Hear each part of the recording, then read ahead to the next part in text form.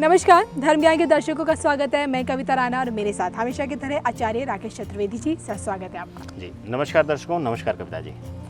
तो आप लोगों के लिए लेकर आए हैं साप्ताहिक राशिफल और आज हम बात करेंगे कि 15 नवंबर से लेकर 21 नवंबर तक का ये वक्त, यानी कि आने वाला एक हफ्ता आप लोगों के लिए क्या कुछ लेकर आ रहा है। इस एक हफ्ते में आप क्या कुछ पाएंगे, क्या कुछ खो सकते हैं और किन चुनौतियों का आपको सामना करना पड़ सकता है। सबसे बड़ी बात है आपका आर्थिक पक्ष, आपका कामकाज इस हफ्ते कैसा रहेगा, राशि अनुसार जानेंगे। लेकिन आइए सबसे पहले एक नज़र डाल देते हैं कि इस हफ्ते के ग्रह नक्षत्रों की स्थिति पर।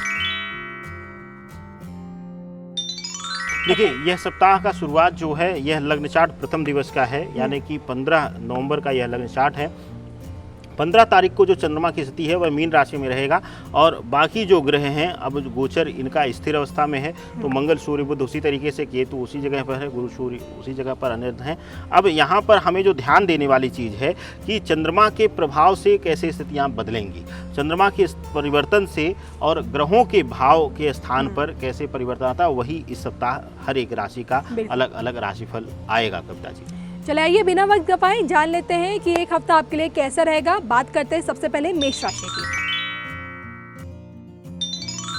देखिए, मेष राशि वालों के लिए जो इस सप्ताह स्थिति रहने वाली है वह आर्थिक रूप से पीड़ादायक रहने वाली है। कहीं से व्यर्थ का व्यय होगा, लेकिन धनार्जन ना होने की वजह से या कहीं से पैसा फंस जाने की वजह से, कहीं आपने कार्य किया है वहाँ पर पैसे का फंस जाना, यह आपको तनाव दे सकता है। इसके साथ ही मेष राशि वालों के लिए जो विशेष रूप से व्यापारी बंधुओं के लिए बिना सोचे किसी नए व्यापार की तरफ रुझान करना आपको बड़े घाटे का संकेत देता है। इसलिए आप बिना सोचे विचारे किसी के कहने पर या लुभाने में कोई बड़ा निर्णय ना लें। यह सप्ताह आपके लिए बहुत ही खास होने वाला है। तो आप बेवजह का तनाव मोल ना लीजिए और सतर्क होकर अध्ययन करके जो सही हो उसी का आप मार्ग चुनिए।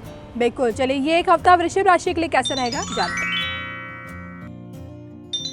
वृषभ राशि वालों के लिए यह सप्ताह जो है वह विशेष रूप से आपके लिए क्रोध से परिपूर्ण रहेगा, लेकिन इसके साथ ही इस सप्ताह राहु आपको अभिमान भी देगा। अब तक आपका स्वभाव रहा है कि कहीं भी सुनकर झुककर आप निकल जाते हैं, लेकिन यह सप्ताह आपके अंदर अभिमान भर देगा, जो कहीं ना कहीं आपको दर्शाएगा कि अगर कहीं धन का हानि भी हो रही है और वहाँ आपके स्वाभिमान पर आ जाता है ये बात, तो आप स्वाभिमान चुनेंगे, धन को नहीं चुनेंगे। अब तक आपका स्वभाव धन को चुनने का था, लेकिन इस सप्ताह परिवर्तन आकर चंद्रमा की गति से वह आपके लिए मन में अपने आप को लेकर या अपने संबंधों को वैल्यू देने का भाव दे देगा।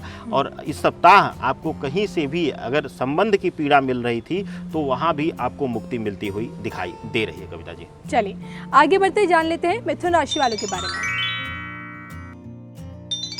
मिथुन राशि वालों के लिए यह सप्ताह आर्थिक स्थिरता का है। आर्थिक रूप से आपको शुभता मिलती हुई दिखाई दे रही है। मिथुन राशि के जातकों के लिए बहुत दिनों बाद आपको नौकरी की दिशा में कुछ सकारात्मक पहल दिखाई देगी। और अगर बहुत दिनों से आप नौकरी से खाली थे या कहीं से आपको दिक्कत आ रही थी आर्थिक रूप से, तो वह इस सप्ताह पूर्ण होती हुई दिखाई दे रही है। इस सप्ताह जो विशेष रूप से आपको प्रभाव मिल रहा है वह सूर्य, बुध, मंगल का आपको मिल रहा है। और बुध पूर्ण रूप से आपको वाणी भाव से एकदम से प्रभावित करने वाला व्यक्तित्व बना देगा। कविता जी, चलिए अब तक हमने मेष, वृषभ, मिथुन राशि वालों के बारे में जाना। अब आइए फटाफट से जान लेते हैं कर्क राशि वालों के बारे में। कर्क राशि वालों के लिए आर्थिक रूप से एक नया आवाम छूने का आपको है। यह कहीं ना कहीं एक नई हाइट पर आपको ले जाने का सप्ताह रहेगा। कुछ ऐसे निर्णय आप लेंगे इस सप्ताह जो आपके मान, सम्मान और सामाजिक प्रतिष्ठा में वृद्धि लाएंगे। कुछ ऐसे कार्यों को करेंगे या कुछ ऐसी चीज़ों को आप प्राप्त करेंगे जो आपके लिए अभूतपूर्व परिवर्तन लाएगा। कर्क राशि के लिए यह सप्ताह हालांकि मानसिक रूप से अस्थिरता का रहेगा। मन आपका बहुत चंचल रहेगा। निर्णय लेने की क्षमता में आपके अंदर कमी दिखाई देगी। कविता जी, अजय जी, सिंह राशि वालों के लिए कैसा रहेगा? सिंह राशि वालों के लिए यह सप्ताह बहुत ही शुभतापूर्ण दिखाई दे रहा है। इस सप्ताह धनार्जन के मामले में बहुत ही शुभ है। अगर आप व्यापारी हैं और आप कहीं आगे बढ़ना चाहते हैं, किसी के साथ मिलकर व्यापार को नई दिशा देना चाहते हैं, तो विस्तार देने के लिए यह बहुत ही शुभ समय है।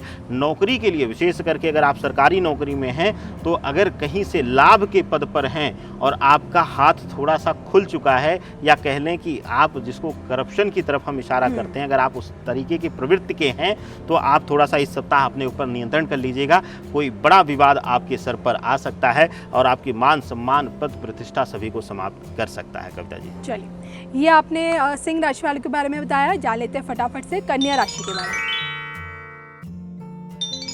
कन्या राशि वालों के लिए सप्ताह मिला जुला रहेगा। बहुत दिनों से चली आ रही पारिवारिक तनाव दूर होगा। पारिवारिक रूप से अगर आप के से लोग दूर हो गए थे, आपके संबंधों में लोग दूर हो गए थे, वह एक होते हुए दिखाई देंगे। कन्या राशि वालों के लिए विशेष करके पिता पुत्र के संबंधों में एक बार फिर से जो है वह गहराई दिखाई देगी और एक दूसरे के साथ कंधा मिलाकर चलते हुए आप नजर आएंगे। अब तक कहीं न कहीं विरोधाभास का भाव रहा है और धनार्जन के मामले में यह सप्ताह नई दिशा लेकर आएगा। बहुत दिनों बाद लाभ पाने से आपके चेहरे पर मुस्कान खिलकर आएगी। कविता जी, चलिए आगे बढ़ते जानते हैं कि तुला राशि वालों के लिए ये एक हफ्ता कैसा रहेगा। तुला राशि वालों के लिए यह सप्ताह बहुत ही सकारात्मक रहने वाला है, लेकिन इसके साथ साथ ही कुछ न कुछ आर्थिक दंड भी लेकर आ रहा है।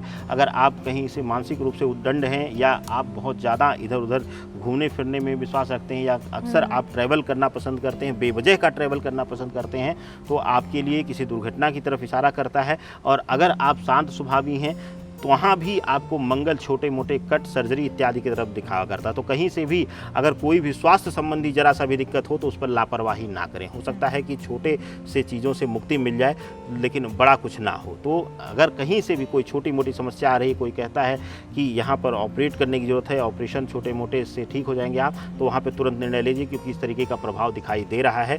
लेकिन इसके साथ ही धनार्जन के विषय में अगर हम देखें तो धनार्जन के मामले में भी यह सप्ताह बहुत ही शुभ होने वाला है। धन की जो दिशा है वह बदलेगी और कहीं ना कहीं आपके लिए शुभत्व का योग मिल रहा है धनार्जन के मामले में। कविता जी, चलिए आइए जान लेते हैं कि वृश्चिक राशि वालों के लिए ये आने वाले 7 दिन कैसे रहेंगे।